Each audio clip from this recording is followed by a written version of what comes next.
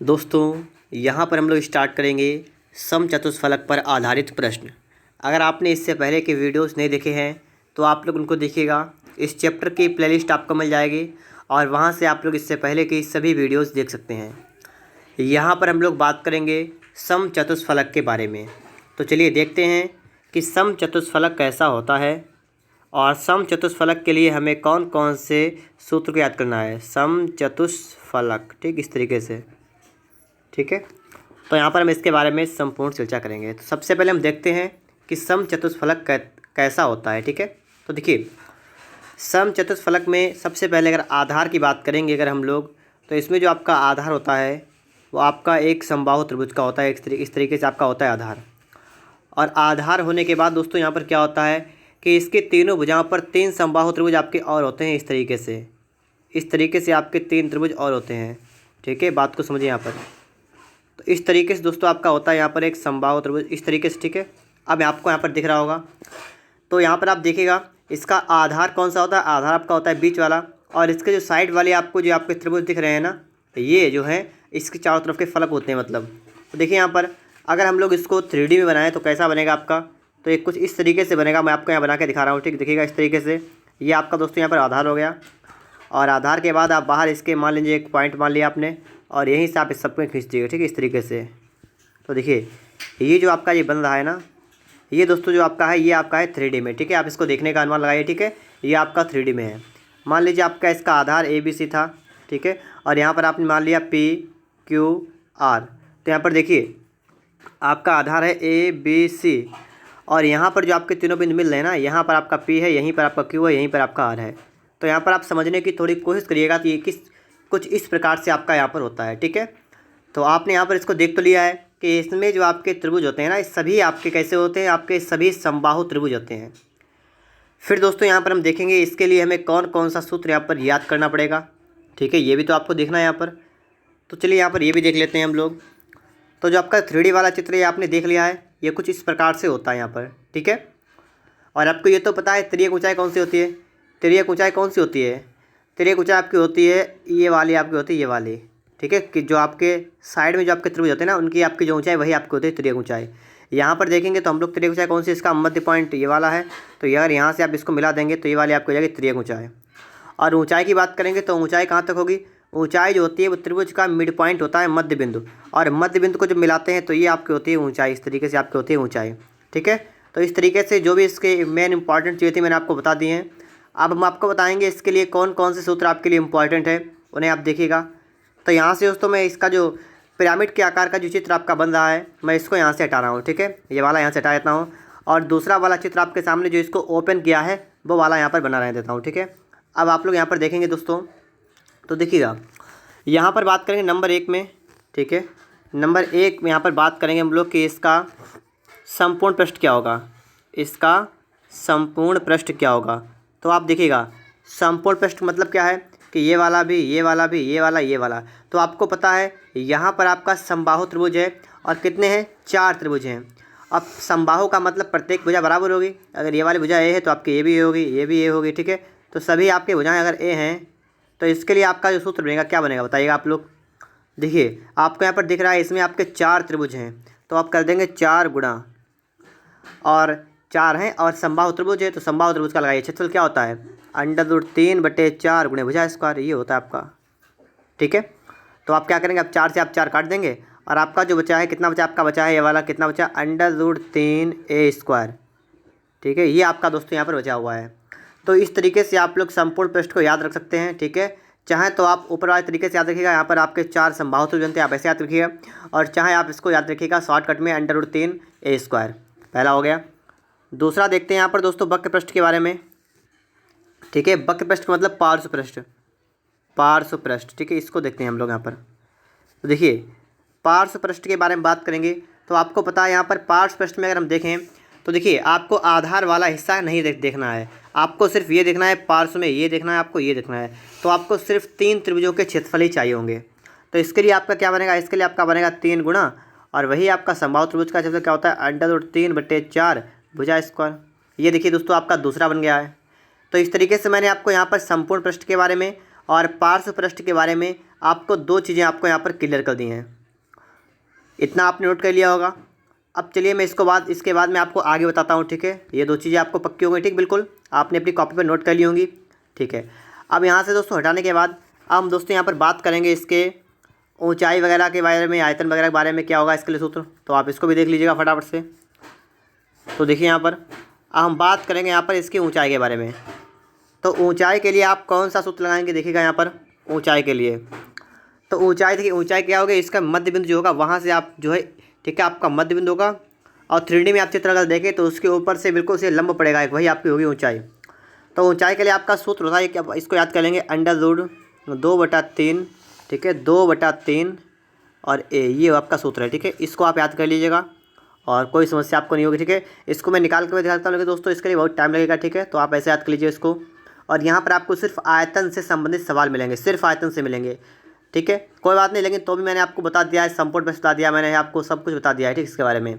तो ऊंचाई आपकी ये होती है। और बात रह गई आपकी आयतन की, तो आयतन देखिए इसका क्या होता है, आयतन। तो आयतन के लिए दोस्तों आपका एक फार्मूला होता है, क्या होता है, √2/12 और a³। ये दोस्तों आपका होता है आयतन का सूत्र, ठीक है, √2/12 a³। तो इस तरीके से आपके यहाँ पर 4 फार्मूले आपके बन चुके हैं। ये तो आपके यहाँ पर समझ में आ गया होगा।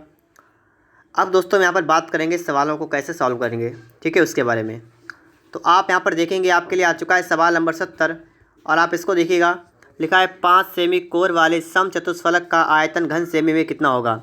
आपको दोस्तों यहाँ पर क्या निकालना है, आपको निकालना आयतन वॉल्यूम v। तो कैसे निकालेंगे, इसके लिए देखिए समचतुष्फलक है ना, तो इसके लिए सूत्र मैंने अभी आपको बताया क्या होता है, √2/12 a³ ये होता है। तो इसको नोट कर देंगे, √2/12 और a³ का मतलब 5 × 5 × 5। तो हल करेंगे इसको, देखिए 5 का घन कितना होता है, 125, और √2 में आपका होता है 12, ठीक है। तो आप यहाँ पर देखिएगा आपको कहाँ पर दिख रहा है, तो आपको ऑप्शन नंबर यहाँ पर सी वाले में दिख रहा है। तो इस प्रश्न के लिए आपका जो राइट आंसर है ये कौन सा है, ऑप्शन नंबर सी। इसके बाद हम आगे बात करेंगे प्रश्न नंबर 71 के बारे में। यहाँ पर आप देखिएगा 71 नंबर, एक समचतुष्फलक का आयतन आपको रखा है, यहाँ आपको बताना है इसकी कोर का मतलब इसकी वजह आपको बता देनी है। तो वही आपका सूत्र कौन सा है, √2/12 a³, और कितना आपको रखा है, 144 √2, ठीक है। यहाँ पर क्या करेंगे, इससे हम इसको काट देंगे, a³ बराबर आपका आ गया है 144 गुणा में आपका आया है 12, और a³ बराबर कितना आपका आया है, देखिए 12 × 12 कर दें इसको, और × 12 आपका एक और था। तो इस तरीके से आप यहाँ पर इसको हल कर देंगे तो आपका कितना बनेगा यहाँ पर, a बराबर, ठीक है, ये क्यूब रूट लगा देंगे यहाँ पर, तो आपका इस तरीके से बनेगा a बराबर 12। तो 12 दोस्तों आपका यहाँ पर बिल्कुल राइट आंसर होगा, ऑप्शन नंबर सी वाला करेक्ट आंसर हो जाएगा। यहाँ पर आप देखेंगे सवाल नंबर आपके लिए आ चुका है 72 नंबर, कह रहा है समचतुष्फलक की प्रत्येक कोर ए है तो उसका आयतन कितना होगा।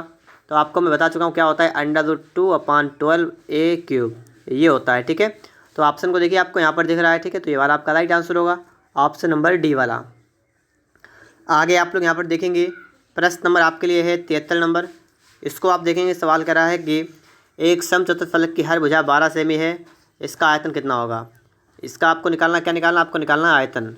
तो आयतन क्या होता है, आयतन आपका होता है √2/12 a³, ये होता है, देखिए बराबर √2/12, और a³ का मतलब क्या है, 12 × 12 × 12, ये आपका हो जाएगा, ठीक है।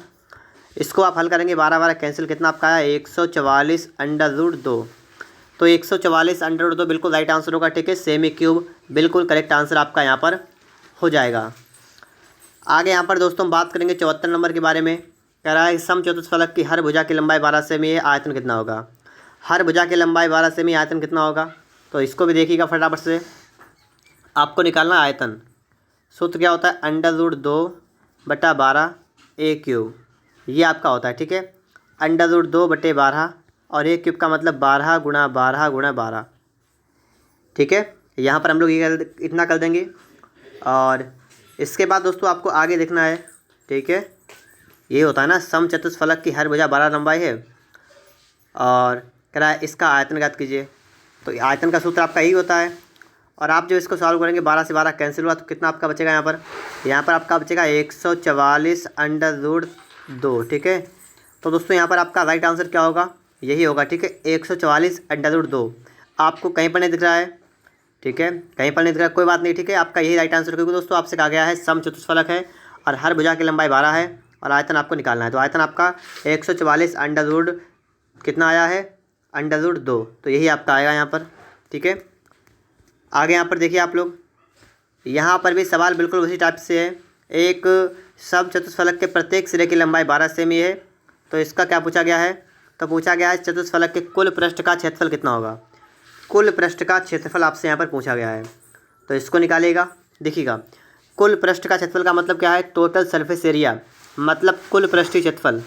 तो मैंने आपको बताया था इसमें कुल 4 समबाहु त्रिभुज होते हैं, तो 4 गुणे और समबाहु त्रिभुज का लगाइएगा क्या होता है, अंडर रूट 3/4 गुणे भुजा स्क्वायर, ये होता है आपका फार्मूला।